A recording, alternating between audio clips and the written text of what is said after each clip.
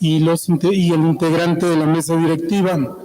Con el permiso de ustedes, queridas compañeras y compañeros diputados de los medios de comunicación y de las distinguidas personalidades que nos acompañan, en el ejercicio de las facultades que nos confieren lo dispuesto por los artículos 51, fracción 2, 56 y 61 de la Constitución Política del Estado Libre y Soberano de México, 28, 78, 79 y 81 de la Ley Orgánica del Poder Legislativo del Estado Libre y Soberano de México y 70 del Reglamento del Poder Legislativo del Estado Libre y Soberano de México, los que suscribimos, diputado Omar Ortega Álvarez, diputada Viridiana Fuentes Cruz, diputada María Elida Castellán Mondragón y su servidor diputado Fernando González Mejía, en representación del grupo parlamentario del Partido de la Revolución Democrática, sometemos a su consideración de esta honorable asamblea la presente iniciativa con proyecto de decreto por el que se reforma el inciso C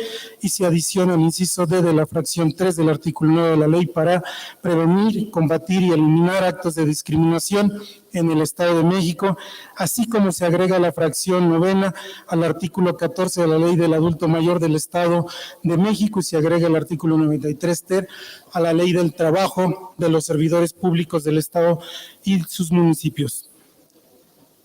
Esta condición de platicar de este sector mayor, de los adultos mayores a 60 años, con la opacidad de las cifras de las muertes por COVID, la misma estadística oficial no tiene claridad de los números o de la cantidad de personas que son. Pero viendo el comportamiento del crecimiento de la población en el Estado de México, en 1990 era el 4.6% de la población. En el 2000 representaban el 5.4%. En el 2010, el 7.2% de la población total. En el 2015, el 9.2%. Y actualmente las proyecciones establecen que estaría en el 12.8%, más de 2 millones de adultos mayores en el Estado de México. Estamos acostumbrados a las cifras altas y por la dimensidad de nuestro estado, por la gran cantidad de población, a veces se nos omitimos estos datos, pero esta población de más de 2 millones de adultos mexiquenses equivaldría o supera la población de 7 estados de la República como Colima, Baja California Sur, Nayarit, Tlaxcala, entre otros. Es un acto importante. En el grupo parlamentario del PRD queremos decir que consideramos correcta la transferencia de recursos monetarios o de recursos públicos a los adultos mayores. Pero en un estudio que presenta la Universidad Autónoma Nacional, la UNAM, dice que con este apoyo que reciben del gobierno hoy establecido en nuestra Constitución, el adulto mayor a 65 años solamente cubre el 33% de sus necesidades. Es decir, de cada 3 pesos solamente resuelve 1 por esta vía y 2 sigue siendo difícil, complicada resolver su necesidad. Actualmente, nuestro mundo avanza a un ritmo acelerado y a los ojos de la sociedad son varias las cosas que pierden vigencia con mayor rapidez. Desafortunadamente, esta idea de consumo y caducidad casi inmediata ha llegado a afectar las relaciones humanas que establecemos en todo tipo de niveles, incluyendo el plano laboral. En culturas y civilizaciones anteriores a nuestra época, la figura del adulto mayor implicaba sabiduría y experiencia. En ella estaba la génesis de nuestra sociedad, específicamente del trabajo y la producción. Contrario a esto, hoy en día los adultos mayores son a menudo víctimas del rechazo y la exclusión social. Comúnmente les es negada la participación social y laboral. Los hemos dejado sin opciones y les hemos ubicado en un rincón de nuestra civilización. Si bien es cierto que en teoría una persona debería seguir cierto orden en el ciclo de la vida, es decir, vivir la niñez y la juventud, comenzar la vida adulta y la etapa productiva para que en la vejez se dé la oportunidad de salir de la fuerza de trabajo y poder vivir de una pensión o de los activos acumulados en la fase anterior. La realidad es a menudo algo muy lejano a este ideal. En una realidad de una considerable cantidad de personas que, ya sea por razones económicas o de otra índole, se han visto en la necesidad de permanecer ligadas al mercado laboral, incluso al haber rebasado la edad del retiro, y de esta manera que los adultos mayores han tenido que aprender a sobrevivir en el mundo que los trata como si no hubiese cabida para ellos en él, y en donde la vejez es vista como el mayor impedimento para seguir siendo partícipes de la economía del país, independientemente de sus deseos o sus necesidades. La ONU establece a partir de los 60 años se considera que una persona es adulta mayor. Y el INEGI, a propósito del Día Internacional de las Personas Adultas Mayores, ofrece algunos datos como estos.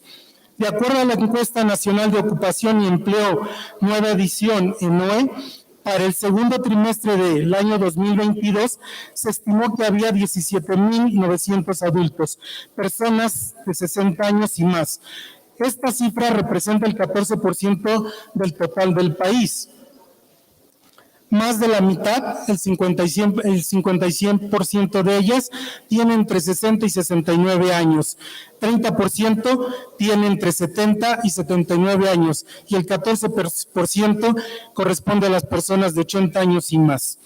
La encuesta mostró que 33 de cada 100 personas de 60 años y más son población económicamente activa y 67 de cada 100 son población no económicamente activa. De la población económicamente activa, la tendencia muestra una disminución conforme avanza la edad. Pasa de 43% para el grupo de 60 a 69 años a 9% entre quienes tienen 80 y más. Según sexo, los hombres económicamente activos superan a las mujeres en todos los grupos de edad. Destaca el grupo de 80 y más. En casi 4 de cada 100 mujeres forman parte de la PEA. En los hombres, el porcentaje es 17%. Nuevamente, nuestras mujeres son las más afectadas en estas condiciones. El universo de la población económica activa se forma por la población ocupada y desocupada. De las personas adultas mayores que conforman la PEA, 5.8 millones, 99% se encuentra ocupada y 1% desocupada. Del grupo de personas ocupadas, 49% trabaja por su cuenta propia, lo sigue el de las y los trabajadores subordinados y remunerados, con el 38%. Son pocas las personas que llegan a una edad avanzada y son empleadoras, 10% solamente, mientras que hay quienes no perciben remuneración por su trabajo. La mitad de las mujeres ocupadas de 60 años y más, 50% de ellas trabaja por su propia cuenta. En los hombres, este porcentaje es ligeramente más bajo, el 48%. En las y los trabajadores subordinados y remunerados no hay diferencia, 38%. Sin embargo, es más alto el porcentaje de hombres que son empleadores con respecto al de las mujeres, 12 y 5% respectivamente. El porcentaje de mujeres que trabajan sin pago es mayor al de los hombres, el 7 y el 2%. El estudio realizado por la Comisión Económica para la América Latina y el Caribe, la CEPAL, la Organización Internacional del Trabajo, la OIT, y presentado en el año del 2018, señala que el hecho de que la mayoría de las personas de edad trabaje por su cuenta propia se debe a la discriminación que obstaculiza el acceso por parte de las personas mayores a un empleo asalariado, como el deseo de estas personas de trabajar de manera independiente, aprovechando las cualidades adquiridas a lo largo de su vida laboral, para hacerlo en condiciones que permitan una mayor flexibilidad a la hora de organizar sus actividades laborales y de la vida diaria. También señala que los adultos mayores tienden a trabajar en empleos mal remunerados, viven del apoyo de la familia o sus ingresos se limitan a las pensiones. La encuesta que he mencionado indica que el 45% de las personas adultas mayores que están ocupadas ganan hasta un salario mínimo y el 22% obtiene ingresos de más de un salario y hasta 2 salarios mínimos. El 7% solamente gana más de 2 o 3 salarios mínimos. Una población muy baja.